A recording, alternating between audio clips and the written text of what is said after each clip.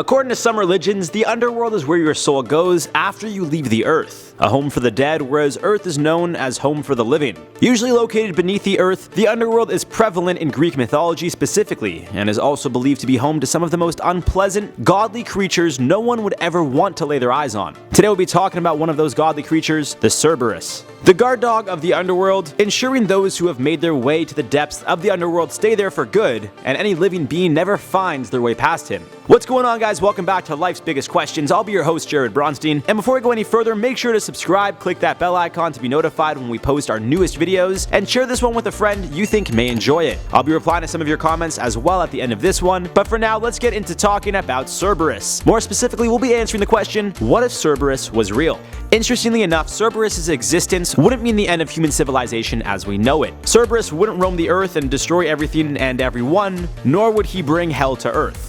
No, that's simply not the way this one goes. Cerberus is the god dog of the underworld, and that's quite literally his purpose. But when you hear guard dog, you probably think of a Rottweiler, Pitbull, German Shepherd maybe, you know, the classic guard dogs. Unfortunately, that isn't what should come to mind when you hear Cerberus, who is usually described as a large, three-headed dog of sorts, although other claims say he has as many as 100 heads. More specifically, the 100-head version of Cerberus was the original, and as the years went on, writers gave Cerberus 3 heads, while some even gave him 1. Another chilling detail is that Cerberus is described to have a snake head for a tail, or possibly multiple snake heads protruding from his body. Either way, this is not the kind of beast you would want to run into, dead or alive. Now, of course, if you were to run into Cerberus, that would mean one of two things, both quite unfortunate for you.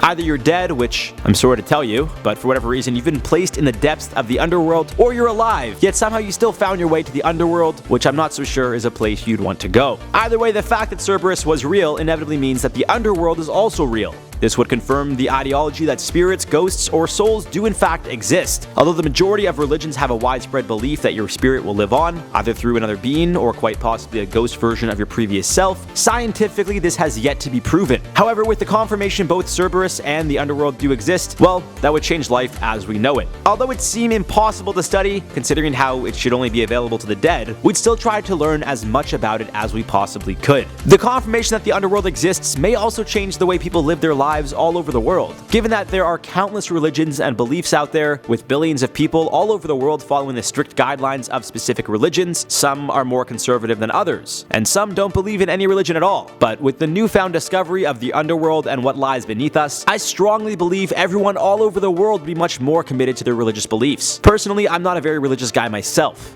I don't believe in all that much. However, if I was told and it was proven that the underworld does exist, well, I'd definitely start strengthening my beliefs in said religion. And I feel the same would go for anyone who either doesn't believe in anything at all or don't practice their religion often. Simply out of fear of ending up in the underworld and knowing the only way to get out would be to somehow get past the guardian of its gates, Cerberus, would be enough to get me reading the Bible on a daily basis. Of course, this revelation would also most likely confirm the existence of all the Greek gods, which would have an impact like no other. We recently did a video on Poseidon where I touched on not only his existence, but the existence of a handful of other Greek gods as well. Be sure to check that out for an in-depth explanation of what would happen if they did indeed rule our world. And to wrap this one up, if Cerberus was real, the watchful eye of the gates of the underworld would certainly inspire the population of the world to become more faithful. Whether that means majority of the world starts to follow Greek mythology and pray to their gods, or simply go further into their own beliefs, it seems Cerberus would strike fear into the hearts of all those currently living. And now, before we do cap this one off, let me know in the comments below what you would do if you found out Cerberus and the underworld were both indeed real. Would you live any differently than you currently do now? Let me know right down below, and now let's reply to some comments from the video. What if Cthulhu fought Siren Head? JM here Everlasting said, a godly being out of this world versus a thin honking machine.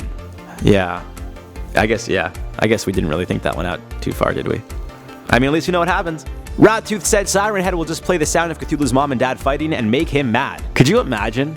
Could you imagine if that's all it took to take down a god like that? Just his parents fighting? Kane's Majoris said, this is the most predictable fight since Jeff Epstein versus Bill Clinton.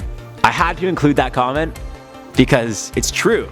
Obviously, in this case, you know, Clinton would be Cthulhu, but, you know, because Epstein didn't really stand a chance against the entire US government. And on that note, guys, we're gonna wrap this one up. I've been your host, Jared Bronstein. Hope you guys enjoyed this one. If you did, share it with a friend. Let us know in the comments down below if you guys want more videos regarding Greek mythology. Make sure to subscribe and click that bell to never miss a video, and we'll see you guys in the next one.